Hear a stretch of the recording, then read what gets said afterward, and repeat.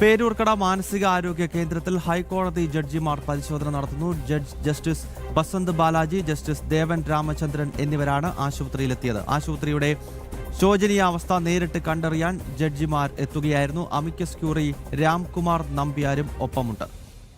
ദിലീപ് കൂറ്റിച്ചൽ വിവരങ്ങളുമായി നൽകും. ദിലീപ്, എപ്പോഴാണ് ഈ മാനസികാരോഗ്യ കേന്ദ്രത്തിലേക്ക് ജസ്റ്റിസുമാര് എത്തിയത്? ഒപ്പം ഇപ്പോഴവിടെ പരിശോധന എങ്ങനെ പുരോഗമിക്കും?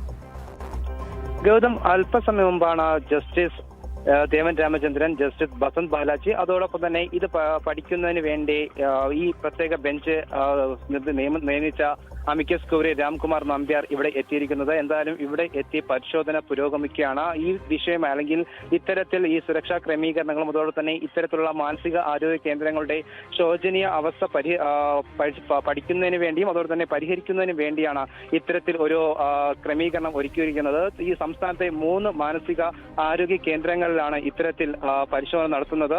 സെപ്റ്റംബർ, അതായത് രാവിലെ 10:30 വരുമെന്നാണ് അദ്ദേഹം അറിയിച്ചുവെങ്കിലും അത് അല്പസമയം വൈകി ഏകദേശം 10:50 ഇപ്പോൾ ഇവർ ഇവിടെ എത്തിയിരിക്കുന്നതും. സംസ്ഥാന mental health authority CEO, mental health review board chairperson, ജില്ലാ പോലീസ് മേധാവി എന്നിവരും വ്യക്തമാണ്. ദിലീപ് കുറ്റിച്ചിലാണ് വിശദാംശങ്ങൾ നൽകിയത്.